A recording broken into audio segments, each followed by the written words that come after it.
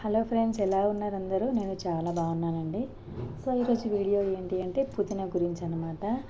పుదీనా తీసుకురాగానే నేనైతే ధన ఫ్రిడ్జ్లో పెట్టేస్తుంటాను. ఎందుకంటే నాకు పిల్లలతో పని కాదు సరిగా. ఎంత అనుకున్నా కానీ నేను కొన్నిసార్లు మర్చిపోతుంటాను. ఏదైనా మా ఆయన పిల్లలు అని చెప్పేస్తుంటాను. కానీ పిల్లలతో నిజంగా పని కాదండి. ఏదో ఒకటి అనుకున్నప్పుడు ఏదో ఒక పని చేస్తూ ఉంటారు వాళ్ళు. సో అలాంటప్పుడు పనులన్నీ ఆగిపోతుంటాయి. దానివల్ల తిట్లు నార్మల్ అవన్నీ. సో మీ అందరికీ ఏం చెప్పాలనుకుంటున్నానంటే, పుదీనా కానీ కరివేపాకు కానీ కొత్తిమీర కానీ తీసుకొచ్చిన తర్వాత ఓపిక తెచ్చుకొని మరి ఇలా చిన్నగా కట్ చేసుకొని ఇలా డబ్బాలో స్టోర్ చేసుకొని ఫ్రిడ్జ్లో పెట్టుకోండి. చాలా బాగుంటుంది, త్వరగా కూడా పాడవదు. ఇలా కట్ చేసుకొని పెట్టుకోవటం వల్ల వెంటనే తీసేసుకొని కడిగేసుకొని వంటలో అంటే కూరలో వేసుకోవచ్చు అన్నమాట. సో మనకు టైం కూడా సేఫ్ అవుతుంది. ఫ్రిడ్జ్లో నుంచి తీసి మళ్ళీ తెంపి కోసి కడిగి అందులో సగం టైం అయిపోతుంది. సో ఇలా తీసుకొచ్చి కట్ చేసుకొని పెట్టడం వల్ల చాలా టైం సేఫ్ అవుతుంది.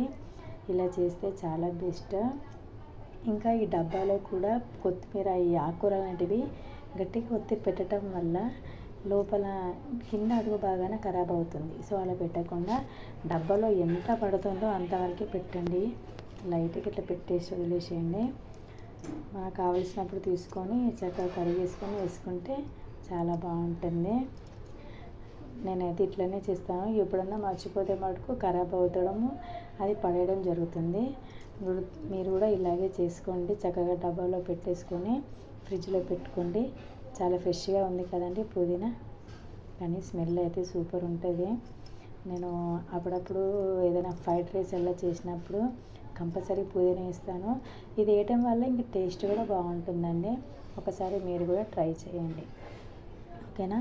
అలాగే అందరికీ నా చిన్న రిక్వెస్ట్ అండి, ప్రతి ఒక్కరూ నా ఛానల్ని సబ్స్క్రైబ్ చేసుకోండి.